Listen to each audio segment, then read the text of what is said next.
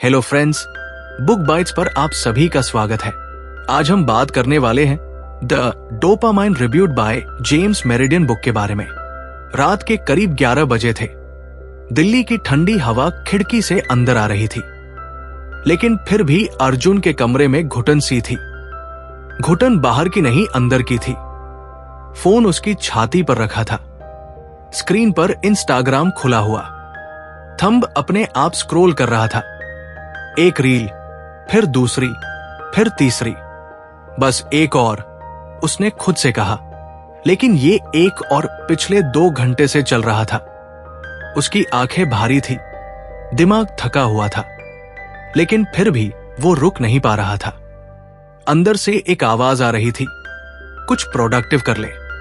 लेकिन दूसरी आवाज ज्यादा तेज थी, बस थोड़ा सा और। अचानक फोन उसके हाथ से फिसल गया। उसने छत की तरफ देखा। यार, मैं ऐसा क्यों हो गया हूं? उसके पास गोल्स थे, सपने थे, आइडियाज थे, लेकिन एक्शन नहीं था। और यही बात उसे सबसे ज्यादा खा रही थी। उसने पास रखी टेबल पर नजर डाली। वहां एक किताब पड़ी थी, नई, साफ, अनटच्ड। उसने उसे 3 दिन पहले खरीदा था, लेकिन अभी तक खोली भी नहीं थी। धीरे से उसने किताब उठाई। कवर पर लिखा था, the dopamine rebut by James meridian. Arjun हल्का सा हंसा। Self help? सीरियसली? मैं भी ना। लेकिन इस बार उसने किताब वापस नहीं रखी। उसने उसे खोला। पहला पेज, फिर दूसरा, और फिर उसकी नजर पहले लेसन पर जाकर रुकी, द डोपामाइन प्रॉब्लम। उसने पढ़ना शुरू किया। Modern society constantly stimulates your brain with quick rewards. Arjun ने पढ़ना रोका।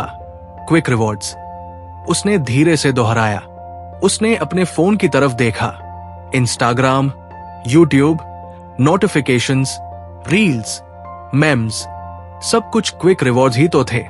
उसने फिर पढ़ना शुरू किया।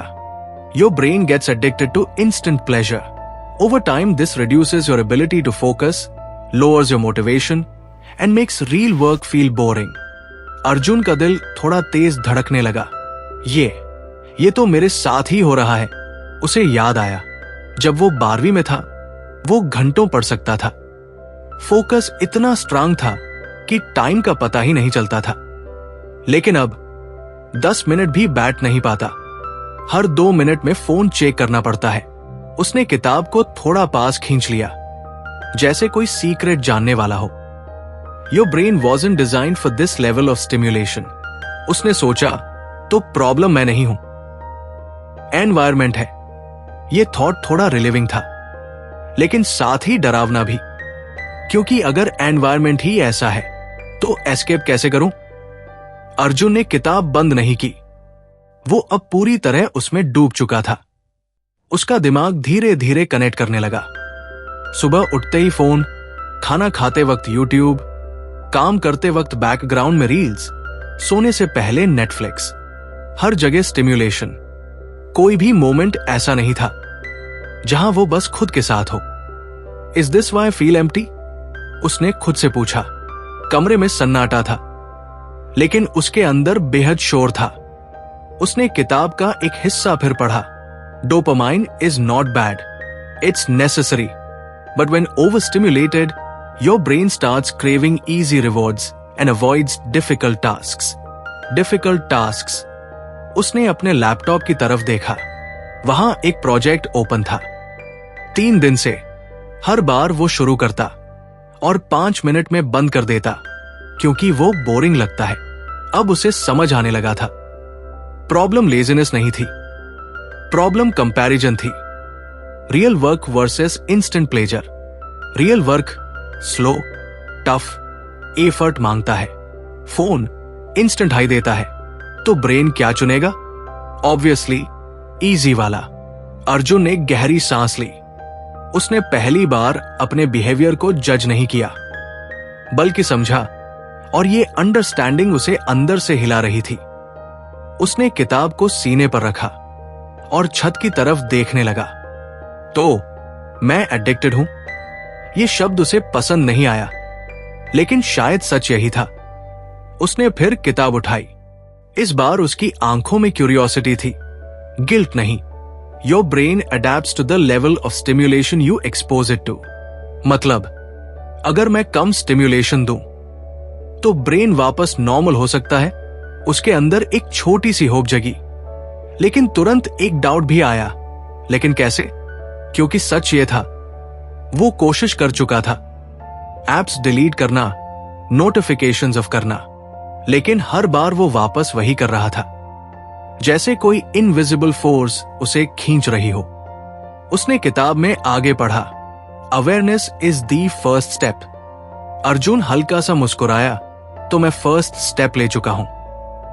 लेकिन फिर उसने सोचा, क्या सिर्फ समझने से कुछ बदलेगा? उसका दिमाग अभी भी आर्ग्यू कर रहा था।